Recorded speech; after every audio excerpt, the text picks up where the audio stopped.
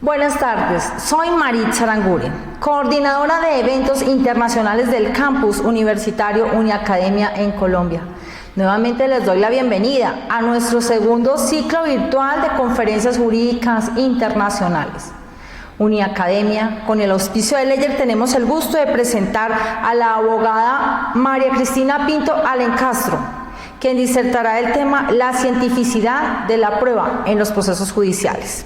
Es abogada de los tribunales y juzgados de la República de Ecuador por la Universidad Central de Ecuador. Candidata a máster en Derechos Constitucionales, Humanos y Ambientales por la Universidad de los Hemisferios. Litigante en materia constitucional, administrativa y penal, con estudios sobre justicia en la Universidad de Harvard y sobre trasplante de órganos, desafíos éticos y jurídicos en la Universidad Autónoma de Madrid.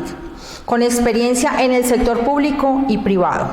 Coautora del Código Orgánico Integral Penal comentado, tomo 1 y tomo 2. Bienvenidos.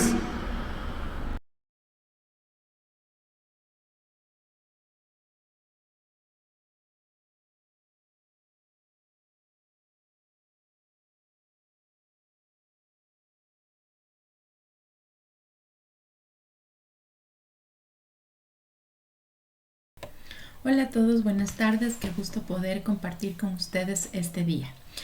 Bueno, el tema que vamos a compartir es la cientificidad de la prueba en los procesos judiciales. Es importante señalar que la prueba es la parte medular para la toma de decisiones de los operadores de justicia. En ese sentido, es importante avanzar en el estudio y profundizar en el estudio de lo que es una prueba pericial y cuál debe ser su apreciación, entendiendo que la prueba pericial es un conocimiento técnico y muchas veces científico. Sin embargo, a pesar de ser científico, puede tener varios equívocos. Es importante entonces analizar este tema. En un primer momento analizaremos los enfoques en la manera en la que se ha conceptualizado a la pericia, es decir, estos enfoques y su apreciación del perito y el peritaje, para luego avanzar a lo que es en realidad la cientificidad de la prueba, cuáles son los parámetros que deben considerarse para su valoración y para por último poder entender entonces cuáles son los errores en los que se está cayendo o los errores en los que el abogado se encuentra y debe enfrentar en el proceso judicial. En ese sentido, entonces, empezaremos conceptualizando a la pericia desde los enfoques que he manifestado. En un primer momento, entonces, debemos considerar a las pericias como un mecanismo de prueba. El segundo, que establece que el perito y por lo tanto el peritaje son auxiliares del juez. Y el tercero, que es una visión ecléctica a través de la cual más bien se busca conciliar estas dos posturas anteriores. La primera establece entonces que las pericias son un instrumento que proporciona conocimiento al juzgador como resultado de un procedimiento técnico. La pericia entonces es un mecanismo a través del cual se encuentra un criterio técnico o científico con una interpretación y la misma se reproduce en un proceso judicial a través del informe pericial. La segunda es aquella que considera al perito y por lo tanto a la pericia como órganos auxiliares de justicia, ya que contribuyen al juzgador con conocimientos que él no los posee. Sin embargo, podría ser que esta consideración de alguna manera desnaturalice lo que es la pericia, entendiendo que la pericia es un medio de prueba. Y por último, la tercera, que es aquella que se la conoce como ecléctica y por medio del cual, como dije, se trata de conciliar estas dos posturas anteriores. Es decir, que detrás de la concepción de la prueba pericial como auxiliar de la decisión judicial se encuentra también la idea de valoración probatoria como un estado mental del juez, de convencimiento o de persuasión, estado en que el conocimiento del experto adquiere un estatus de irrebatible e infalible. Cuando avanzamos hacia la cientificidad de la prueba, es común la idea de calificar como científico o toda afirmación aplicable al caso hecha en el ámbito científico como eficaz para determinar con certeza los hechos del caso. Sin embargo, debemos detenernos a pensar que si esto fuera así, sería posible entonces considerar que los medios de prueba científicos son los más adecuados, únicos y tal vez ideales para que las partes puedan demostrar solo con pruebas de carácter científico el grado suficiente de sus afirmaciones sobre los hechos al juez, tomando entonces como prueba definitiva o concluyente estos fundamentos. En ese sentido, entonces, el problema radicaría únicamente en encontrar al científico adecuado. Es decir, encontrar al científico que diga que X está científicamente probado o si X tiene alguna validez científica. Presuponiendo esto, entonces, diríamos que X es un hecho relevante en el juicio concreto. Y esta es una de las afirmaciones hechas por Gascón, Lucena y González. Ahora bien, en los sistemas actuales se plantea la tradicional paradoja de cómo un lego en la ciencia, el juzgador de los hechos, debe ejercer algún control sobre el dictamen de un experto que presupone información desconocida para aquel. Al respecto, conviene decir entonces que al comparar el conocimiento del juez sobre los hechos con el conocimiento del experto sobre los mismos hechos, ya partimos de un equívoco al menos en dos cuestiones.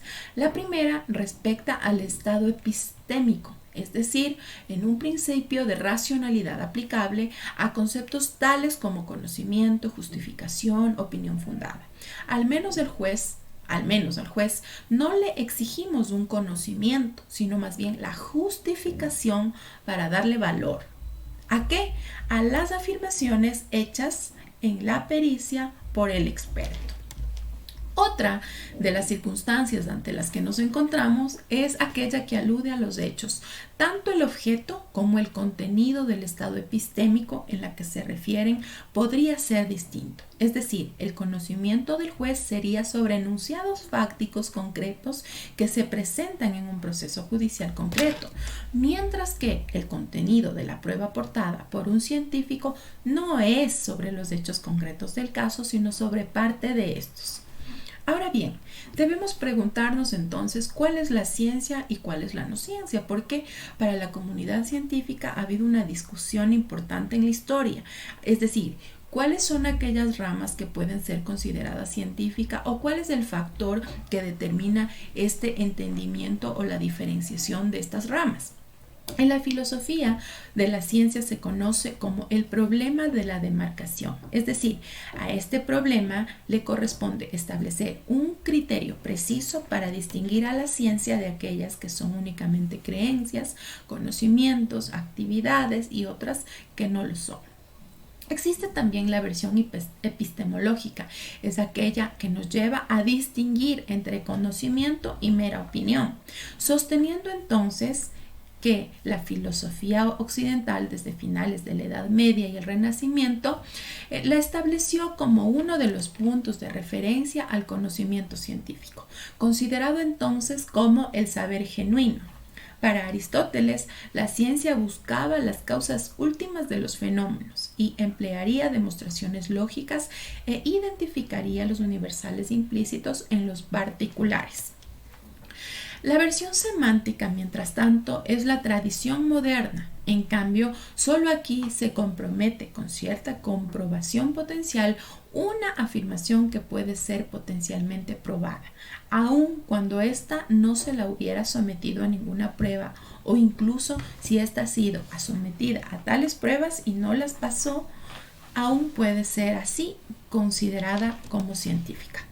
En este punto, otra de las diferencias significativas es, por ejemplo, la que realiza Popper y Hempel, que el primero entendía testable como lo potencialmente falsable, mientras que el segundo significaba potencialmente confirmable.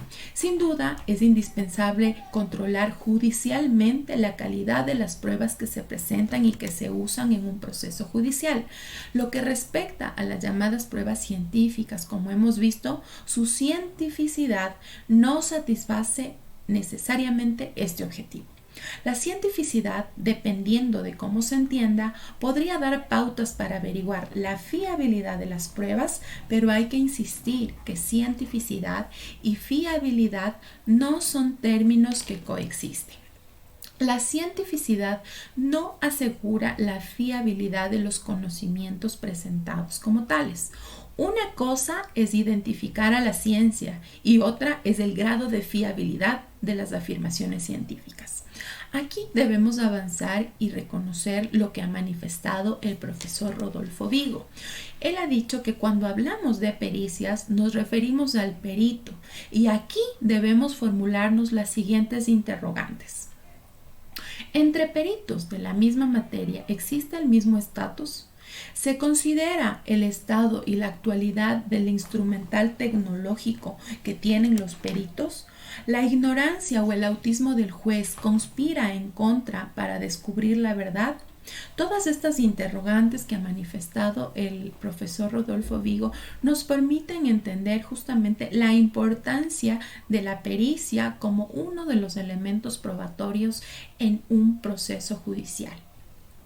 En ese sentido, y comprendiendo la importancia, la magnitud de esto, avanzamos hacia un ejemplo importante. Norteamérica ha desarrollado jurisprudencia en donde se señalan criterios que le permiten al juez tener una orientación en torno a lo que se puede admitir o excluir aún siendo pruebas científicas. Uno de estos elementos o de este camino que ha trazado la jurisprudencia norteamericana es la controlabilidad y falsabilidad de la teoría o técnica empleada, el porcentaje de error que conlleva la técnica empleada, el control de otros expertos sobre la teoría o técnica empleada y el cuarto, que es el respaldo de la comunidad científica a la técnica o a la teoría empleada. Es importante aquí señalar que en el Ecuador, si bien existen parámetros de valoración de la prueba y elementos que debe contener una pericia, no existe este camino o esta guía a través de la cual los juzgadores pueden admitir o pueden considerar como relevante a ciertos peritajes que podrían ser científicos. Cuando analizamos este tema, debemos comprender que se complica aún el panorama cuando nos referimos a pericias que necesariamente no podrían ser consideradas como pericias que responden a una rama considerada como científica. Debemos aquí plantearnos entonces la inquietud.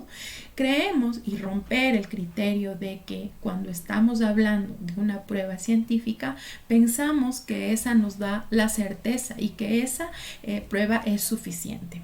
A continuación, estableceremos un ejemplo para que se pueda comprender que aún en pruebas científicas puede existir esta diferenciación o una apreciación bastante subjetiva, dependiendo del perito que la realiza, aun cuando es pericia que puede ser considerada como científica. Existe un caso de donación de órganos y este caso se dio en el 2006 en California. Rubén Navarro era un paciente de 25 años, discapacitado, que sufría una enfermedad metabólica y que ingresa con daño cerebral al hospital. A los pocos días entonces se decide que se le va a retirar el soporte vital. En ese momento el doctor Rusbrough, que era cirujano de trasplantes de órganos, lo identifica como un potencial donante de órganos. Sin embargo, en el 2008, en febrero, el doctor Rusbrough debe sentarse en el banquillo de los acusados por haber suministrado al paciente Navarro medicamentos que habrían acelerado su fallecimiento. Esto nos permite comprender que el proceso judicial, a pesar de tener pruebas científicas, es decir, pruebas que debían demostrar si el medicamento aceleró la muerte del individuo o si el medicamento precauteló el cuidado de los órganos que iban a ser trasplantados, Podemos entonces comprender que estas dos pruebas, a pesar de ser científicas y corresponder a distintos elementos, tenían una visión muy personal de los profesionales. Para no quedarse con la inquietud, el doctor Ruthrock fue absuelto de los cargos que se le imputaban. Ahora bien, debemos entonces ahora aclarar cuál es la visión de los peritajes que no necesariamente pueden cumplir con todos los elementos para que puedan ser considerados como ciencias. ¿Qué pasa aquí entonces? ¿Cuál es la valoración o cuál es la apreciación? ¿De qué manera se está entendiendo a todos estos peritajes de diversas ramas en los procesos judiciales? Un ejemplo importante es el peritaje antropológico. Este peritaje antropológico, de acuerdo a los estudios realizados, ha demostrado que gira en tres dilemas. El primero, que se refiere a la oportunidad, frecuencia y alcances de la activación. Juan Carlos Ruiz, en la aplicación del principio de interculturalidad, establecía que para situar al peritaje antropológico en la categoría de derechos fundamentales, era importante y sostiene que su elaboración posterior por la autoridad, la evaluación que hacen en este caso los jueces, le permitía concretar otros derechos y valores constitucionales como por ejemplo la identidad cultural, la igualdad, la tutela judicial efectiva. Luis Francia decía que la pericia antropológica en el proceso penal peruano, es un elemento probatorio en desarrollo y describe casos en los que existe una indiscutible lucha por considerar realmente o ver el camino, la forma en la que se usan estas pericias antropológicas. Ha señalado que existe una desnaturalización en el uso estratégico del peritaje antropológico, porque comprueba que el peritaje muchas veces es usado sistemáticamente para disminuir penas a los indígenas que están siendo juzgados en cortes amazónicas. Al pronunciar sentencias, la Corte ha invocado a la pericia y concluye que los justiciables pertenecientes a pueblos indígenas son incapaces de comprender el derecho estatal por el hecho de su adscripción étnica y cultural. De este modo, entonces, la pericia ha consagrado un prejuicio que puede llegar a ser racial. Esta visión que he citado es realizada dentro del derecho peruano. Verona, por su lado, ha resaltado más bien que incluso la defensa comprometida con los derechos de los sujetos históricamente subalternos han terminado por desnaturalizar una institución que deja de ser un informe ilustrado y razonado sobre un caso puntual y más bien se transforma en un alegato cultural abstracto que aboga por una interpretación predeterminada en el derecho. El resultado inmediato favorece a la justicia indígena, campesino, pero a largo plazo dice él que podría reforzar prejuicios e ideologías discriminatorias que desplazan a otro a una situación de alterabilidad. Como señalo, estos son estudios realizados en el derecho peruano. Otra posición sostiene que el peritaje antropológico debe operar como una herramienta contrahegemónica y reivindicativa. Es decir, no solo para denunciar la desigualdad estructural, sino también para alegar a favor de la causa del sujeto o procesado. El problema está en la postura. Dicho sea de paso entonces que no existe nada más hegemónico ni menos reivindicativo que reforzar los prejuicios raciales y culturales para obtener victorias parciales. Y el último dilema, y el menos controvertido, se refiere al locus del problema. Es decir, que se realiza un análisis en donde se encuentra el problema de las pericias antropológicas. Se ha dicho, ¿está en los instrumentos normativos o en los operadores de justicia estatal? Luis Francia, por ejemplo, ha afirmado que el problema principal no se encuentra en la normatividad vigente, sino en los actores que la aplican o que dejan de hacerlo. Las consecuencias de este diagnóstico son significativas, porque de ser así, es importante poner énfasis en las labores de capacitación y sensibilización que permiten cambiar los contextos institucionales adversos y las actitudes personales que pueden ser contraproducentes. Guevara Gil y Aaron Verona coinciden con Francia al sostener que es imperativo capacitar y sensibilizar a los operadores de justicia y a los peritos para una adecuada comprensión y elaboración del peritaje antropológico. Pero el primero incluye a los sujetos del peritaje y a otros actores que, si bien no están directamente relacionados, son sumamente importantes. Aquí tenemos, por ejemplo, profesores universitarios, Defensoría del Pueblo, defensores de oficio. Dicho esto, entonces, es importante ahora centrarnos y, a manera de ejemplo, establecer qué es lo que sucede en Ecuador respecto de la prueba y, de manera principal, respecto de la pericia. La finalidad de la prueba en Ecuador es llevar al juzgador al convencimiento de los hechos y circunstancias que son materia de la infracción, establecer la responsabilidad de la persona procesada. Esto en materia penal. De acuerdo al Código Orgánico General de Procesos, que regula el resto de materias, se establece que la prueba tiene por finalidad llevar al juzgador al convencimiento de los hechos y circunstancias que se encuentran controvertidas. Como señalé, en la normativa se han establecido parámetros o criterios de valoración y muchos dirán, bueno, la valoración ya está guiada en la norma.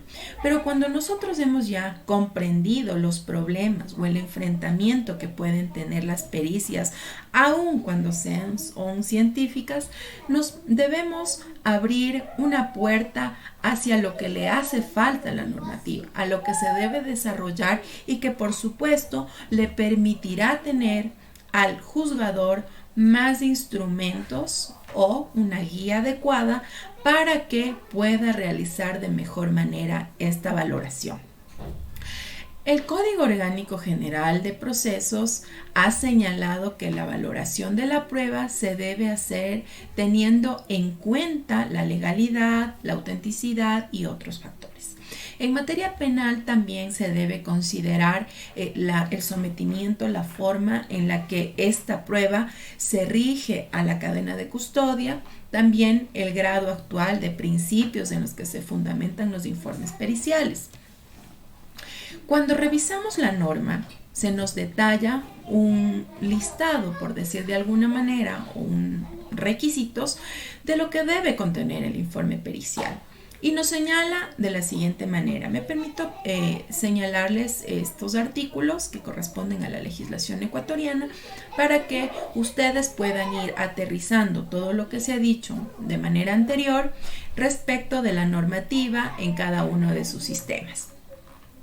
Uno de los elementos o de los requisitos que debe contener el informe pericial es, por ejemplo, nombres, apellidos completos, número de cédula, identidad, profesión, oficio, arte o actividad. Esto nos permite entender entonces que cuando hablamos de pericias acá, no necesariamente estamos hablando de una prueba científica, sino que puede ser aquella que contiene una técnica, ¿sí? Un oficio, un arte, una actividad. También el número de acreditación que le ha otorgado el Consejo de la Judicatura, la explicación de los hechos, los objetos que se han sometido al análisis, el detalle de los exámenes, los métodos, prácticas e investigaciones a las cuales se han sometido los hechos u objetos, los razonamientos, las deducciones efectuadas para llegar a esas conclusiones. El Código Orgánico Integral Penal establece también una suerte de requisitos, de elementos que debe contener la pericia y también ha incluido el siguiente. Establece que el informe pericial debe contener como mínimo lugar, fecha de realización del peritaje, identificación del perito, descripción, estado de la persona u objeto peritado, la técnica utilizada, la fundamentación científica, ilustraciones gráficas cuando correspondan, las conclusiones y la firma. En ese sentido, entonces, es importante ahora conocer ¿Cuáles son los errores en los que va o cae las pericias y la apreciación que se da en el sistema, por lo menos en el ecuatoriano? Previo a esto, y una vez que hemos señalado lo que es una prueba científica, las apreciaciones distintas que hay en los peritajes antropológicos, es importante avanzar hacia los errores en el procedimiento pericial o ciencia limitada. Muchos lo han llamado ciencia limitada a ciertas ramas como por ejemplo la antropología, la psicología. En ese sentido ha señalado que existen peritajes psicológicos de veracidad que no tienen una base científica y que sin embargo establecen conclusiones con absoluta certeza. Existen también peritajes en áreas de criminalística como informes grafotécnicos o plantares que lo que pretenden es establecer conclusiones sin que existan estudios clínicos o de laboratorios comprobables. Existen también peritajes en que se omitieron protocolos de procedimiento en la toma de muestras o se omitieron análisis para la validez de los resultados, la falta de preparación y entendimiento de los técnicos. Es decir, que no cualquier informe pericial que describa el uso de un procedimiento y establezca una conclusión puede o debe ser considerado como un peritaje. La técnica aplicada, las conclusiones que de ella se obtienen deben estar científicamente validadas. En el derecho comparado ha ido aumentando paulatinamente el nivel de exigencia. Como señalamos al inicio de esta exposición, en Estados Unidos hasta 1992 bastaba con que la técnica o teoría utilizada por un experto fuera aceptada por la comunidad a la que pertenecía. Mientras que ahora, como se les ha denominado los factores Daubert, que son los elementos que yo les había señalado hace un momento respecto del desarrollo jurisprudencial de Norteamérica, definen de alguna manera aquello que puede considerarse como un conocimiento científicamente válido para que pueda ser presentado en un juicio. El procedimiento y sus conclusiones se cumplen con los siguientes requisitos. Yo ya había enumerado hace un momento cuáles son estos parámetros que se ha desarrollado en la jurisprudencia norteamericana. Sin embargo, realizaremos nuevamente un repaso de estos. El primero, que es la controlabilidad y falsabilidad de la teoría científica sobre la que se funda. En otras palabras, sería la existencia de un proceso estandarizado, repetible, con la capacidad de someter a todas las pruebas que pretendan mostrar su falsedad. Otro de los elementos, requisitos o parámetros es establecer una tasa de error potencial de la técnica. Hay que tener en cuenta que cuando hablamos de establecer una tasa de error, no nos referimos al error en la conclusión, sino al error en las técnicas y en los métodos utilizados. En el Ecuador no encontramos, por eso es que me permití leerles los requisitos que debe contener un peritaje en el Ecuador, porque en ninguno de estos elementos se establece como un requerimiento normativo establecer el margen de error que podría tener una técnica. Sin embargo, como hemos ya repasado y hemos visto este día, es importantísimo que las pericias puedan establecer el margen de error de la técnica, porque esto nos permitirá entonces comprender que la conclusión podría ser también de alguna manera errada. Existencia de publicaciones sobre la materia para someter a la revisión de los pares. Como hemos señalado también, los peritajes psicológicos, por ejemplo, los antropológicos, pueden tener dilemas en su apreciación, en su entendimiento y en su estructura. ¿Qué es lo que permite fortalecer entonces estas pericias? Justamente de la determinación de que existen investigaciones que refuerzan ciertos métodos o ciertas técnicas para poder llegar a una conclusión.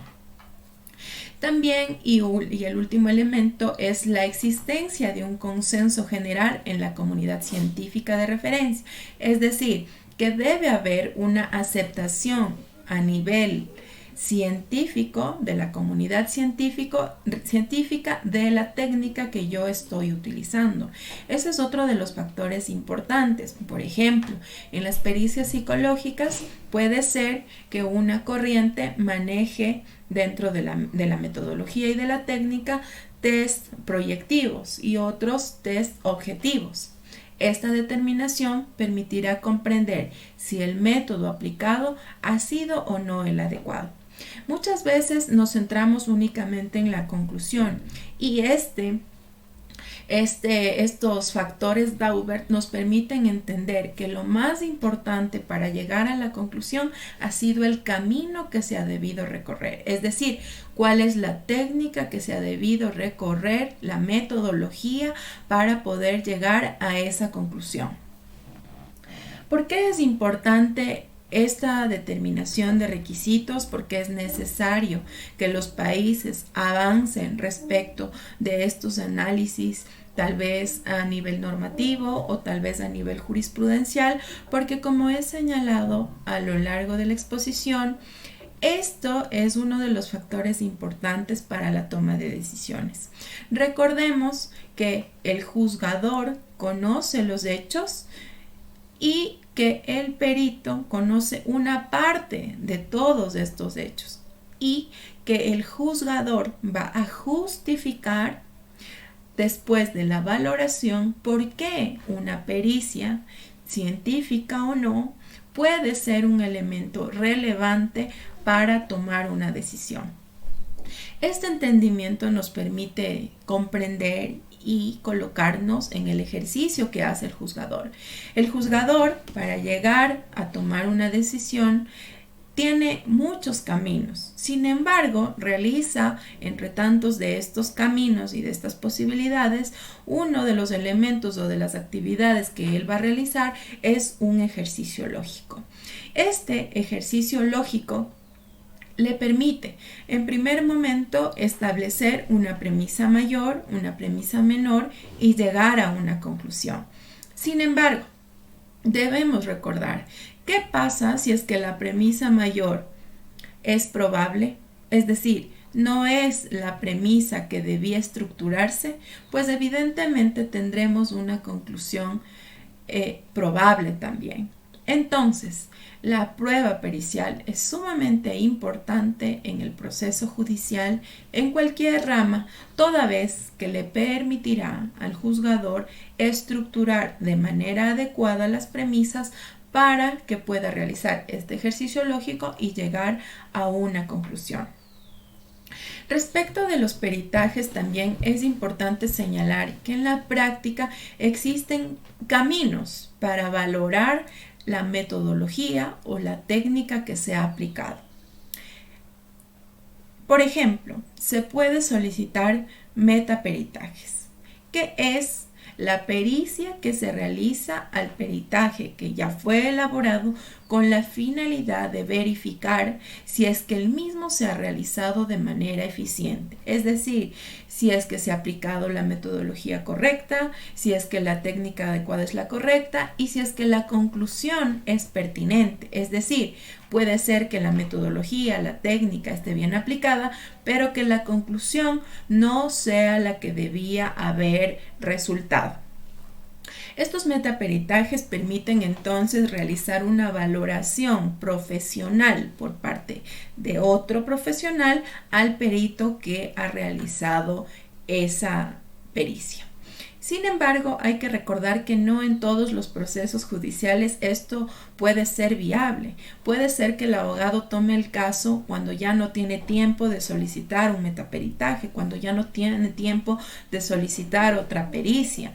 En ese sentido, entonces, es importante estos parámetros normativos, estos parámetros que nos ha permitido desarrollar la jurisprudencia norteamericana, que además se van abordando a nivel doctrinario y que son necesarios no solamente para los abogados litigantes, no solamente para fiscalía o para la otra parte, sino también para el sistema judicial, comprendiendo que si bien estas pericias, estos peritajes, los peritos son expuestos y se someten a un momento en que los abogados pueden realizar preguntas, pueden profundizar, quien va a estructurar y va a realizar este ejercicio lógico son los juzgadores. Es importante también señalar lo que ha manifestado, lo que se ha manifestado cuando hablamos de las pericias antropológicas. ¿En qué sentido? En que es necesaria la capacitación de abogados, de juzgadores en ramas distintas a las nuestras. ¿Cómo podría un abogado realizar preguntas? ¿Cómo podría un abogado tratar de demostrar que la técnica no ha sido la adecuada?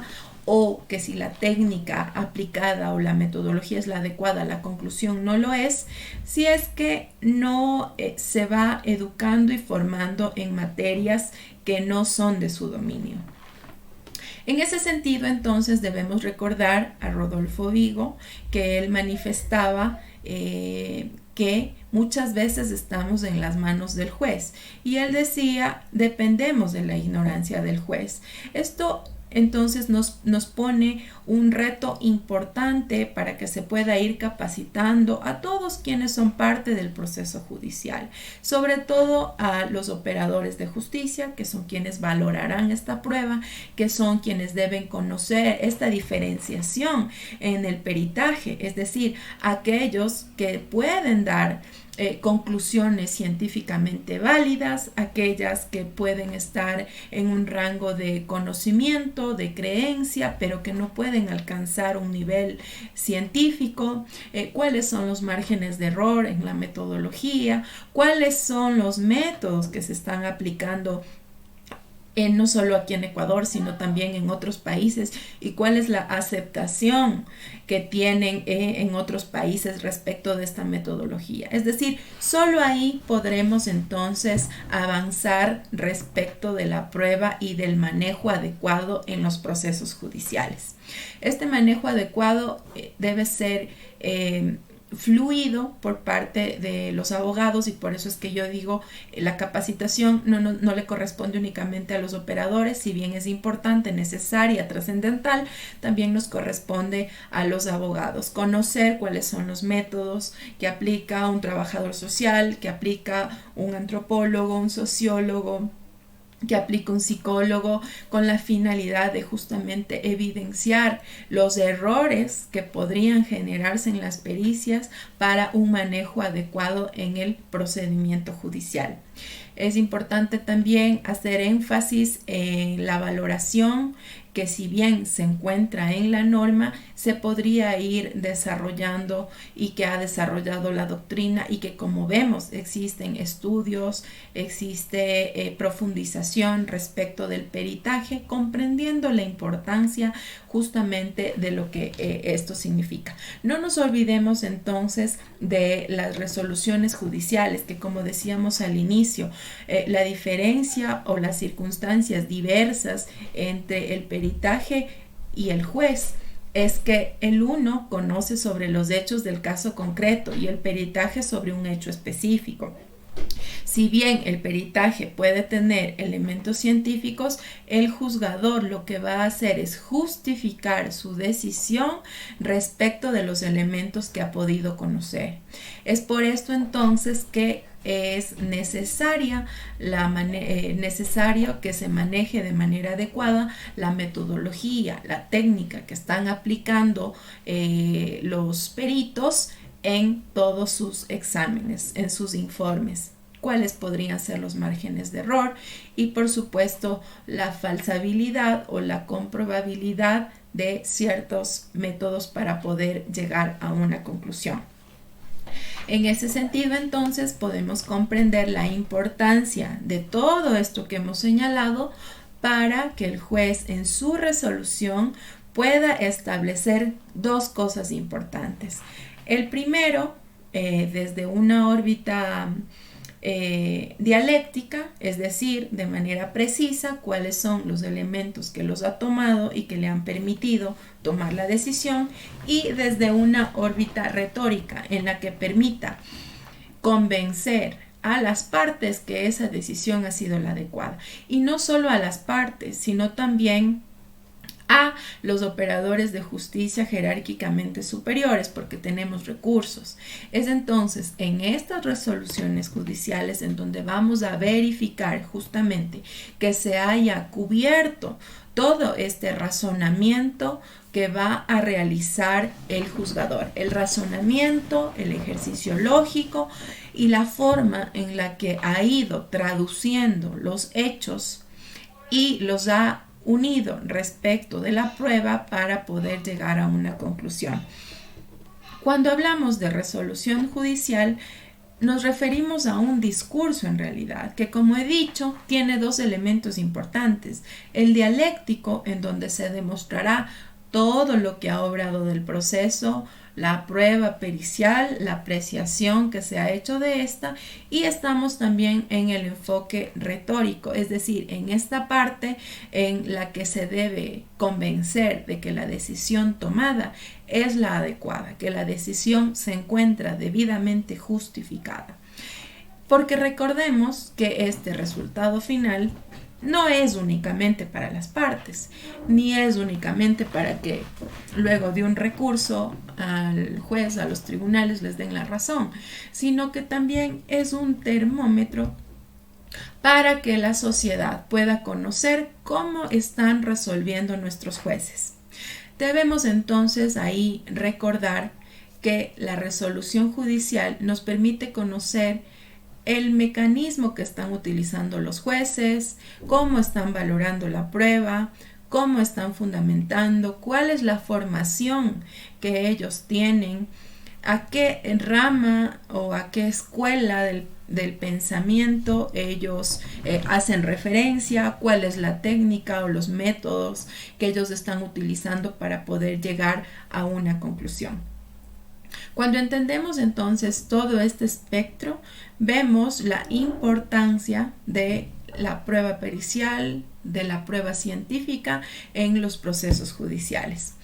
Hay que seguir avanzando en el estudio de todos estos elementos que forman parte de un proceso judicial y que el día de hoy de manera detenida hemos tratado de profundizar en cuanto a la pericia, en cuanto a las ramas que pueden ser científicas y aquellas que tal vez por sus elementos no alcanzan a este rango, y que aun cuando la prueba es científica no significa que la misma nos pueda dar una certeza respecto de un hecho. Por eso ha sido importante precisar incluso un ejemplo en el que, habiendo dos resultados y habiendo pericias científicas de alguna manera, han dependido de una postura externa, de un hecho externo al que fue valorado de manera en concreto.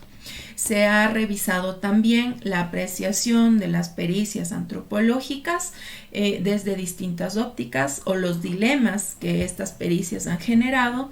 Se ha revisado también las pericias psicológicas respecto de la metodología que están aplicando, de los mecanismos que, si bien no tenemos a nivel normativo este control de la pericia o de la prueba científica, sí puede ser examinado, si es que dentro del proceso los abogados tienen tiempo, para que exista este control con lo que se ha señalado como un ejemplo, el metaperitaje, como uno de los mecanismos para valorar que efectivamente esta pericia está bien elaborada, que la metodología ha sido la aplicada.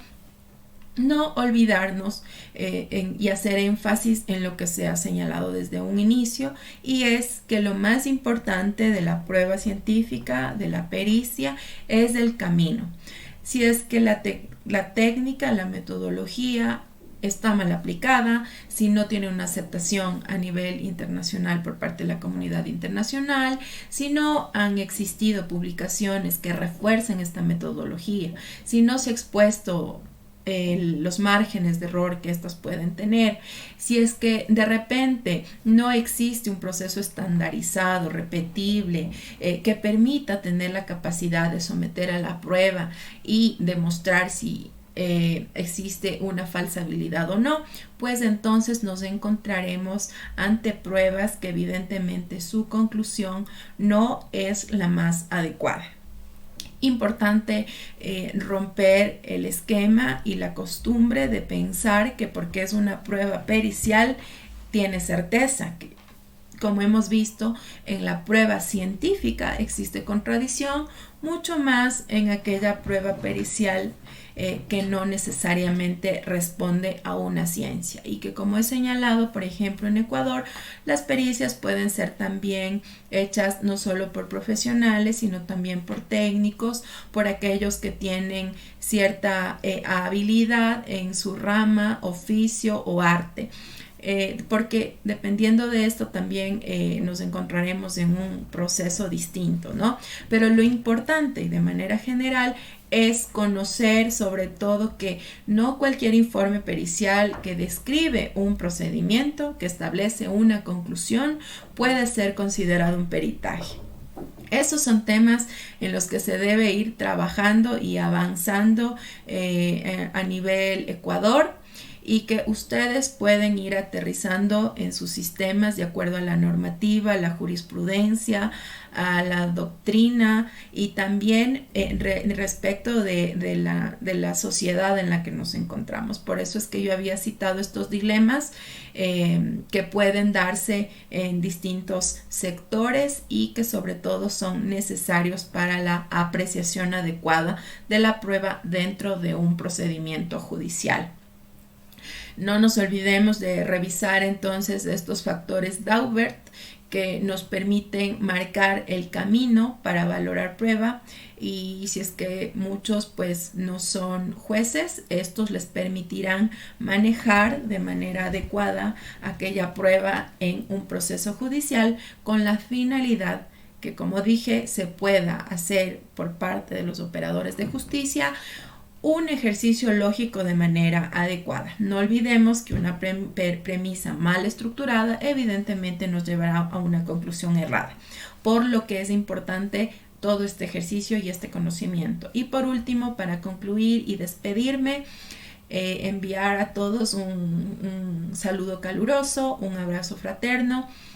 Y ha sido un gusto para mí poder compartir con todos ustedes este tema tan importante como la prueba científica, la cientificidad de la prueba pericial, y ver cómo vamos abordando estos temas desde diversa óptica y, por qué no, desde los distintos procesos judiciales que la ley ha previsto. Ha sido un gusto para mí poder compartir con todos ustedes y que tengan un excelente día.